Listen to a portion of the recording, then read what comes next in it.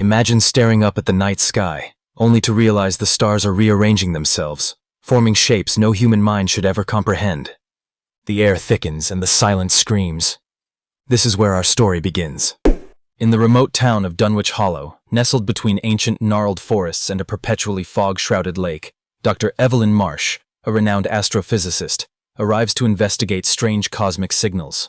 The townsfolk, gaunt and wary, whisper about the whispering lights, a phenomenon that has plagued their skies for decades, accompanied by disappearances and madness.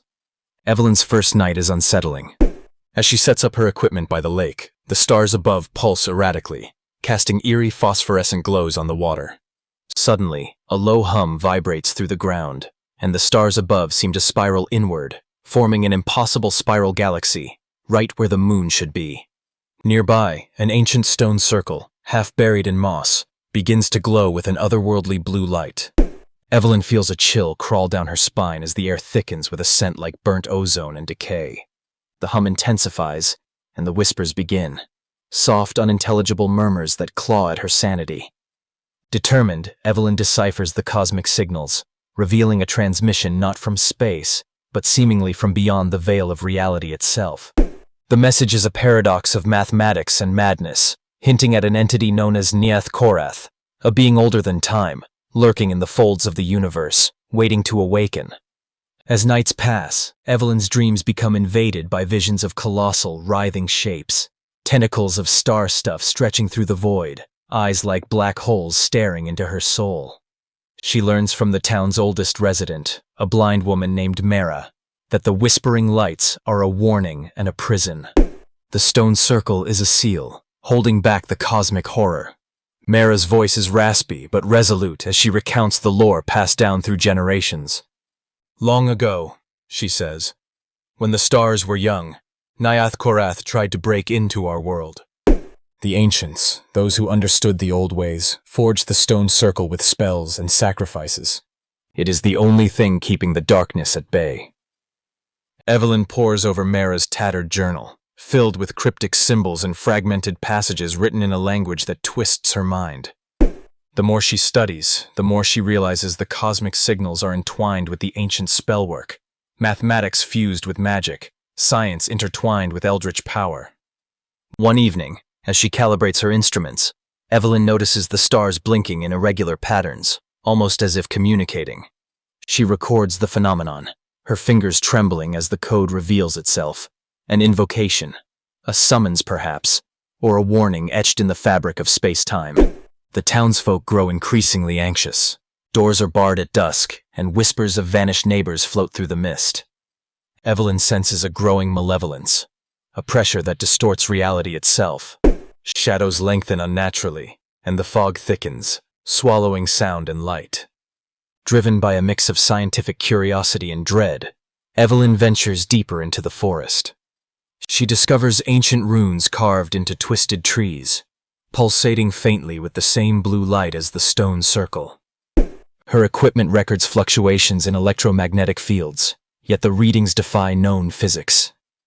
That night, her dreams are invaded by Nyath'Qorath's presence. She sees vast, incomprehensible landscapes where time folds back on itself, and monstrous entities drift through endless voids.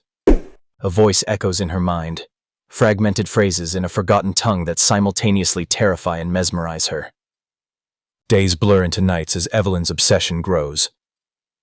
She experiments with the ritual described in Mara's journal, chanting the ancient words beneath the stars. The air around her vibrates, the boundary between worlds thinning. Her body aches as if the universe itself resists her intrusion. One stormy night, a violent tremor shakes Dunwich Hollow. The seal weakens, and the sky ruptures. Stars fall like shards of glass, and from the rift, Nyath'Qorath's presence seeps into the world, a miasma of cold darkness and suffocating despair. The townsfolk vanish, swallowed by shadows that twist reality. Evelyn finds herself alone amid chaos. The forest convulses, trees bending as if alive, the lake boiling with unnatural energy. The stone circle's glow dims, flickering like a dying flame. Desperation surges within her. She knows this may be the end. Faced with a harrowing choice, flee and preserve her sanity, or attempt to reinforce the ancient seal, risking eternal damnation. Armed with forbidden knowledge and desperate resolve, she performs a ritual beneath the pulsating stars, chanting in a language older than Earth itself. The cosmic entity's influence battles her will, distorting the sky, bending time and space. Evelyn's vision fractures. She glimpses infinite realities where humanity is but a fleeting thought in Nyath'Qorath's mind. Her body trembles. Pain and ecstasy intertwine as her consciousness stretches across dimensions. With a final surge, the stone circle blazes with blinding light. The rift snaps shut, and silence falls. Dunwich Hollow is still, but forever changed. Evelyn is left alone by the lake, her eyes reflecting stars that no longer belong to this world. Yet, as dawn breaks, subtle changes reveal themselves. The trees whisper secrets, the water shimmers with unnatural hues, and Evelyn feels a new presence within her. An echo of Nyath'Qorath's essence, bound by the ritual but never truly vanquished. Was she victorious or merely delaying the inevitable?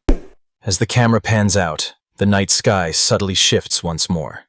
The stars rearranging, whispering secrets only the void understands. The cosmic horror waits, patient and eternal, just beyond the veil of perception. In the days that follow, Evelyn documents her experiences, her handwriting becoming erratic, the margins of her notes filled with strange sigils and sketches of impossible geometries. The line between her scientific mind and the maddening truths she uncovered blurs. Visitors to Dunwich Hollow report strange phenomena, lights flickering in unnatural patterns, voices carried on the wind, shadows that move against the laws of nature. The town itself seems to breathe, alive with an energy both terrifying and captivating. Evelyn's final entry hints at a new journey. She speaks of traveling beyond the stars, seeking answers in the void where Nyath'Qorath dwells. Whether she succeeded or was consumed by the darkness remains a mystery. The story ends not with closure, but with an unsettling question. How much of reality is truly ours to comprehend, and what horrors lie just beyond the reach of our understanding? The cosmic horror waits, patient and eternal, just beyond the veil of perception, ready to awaken once more.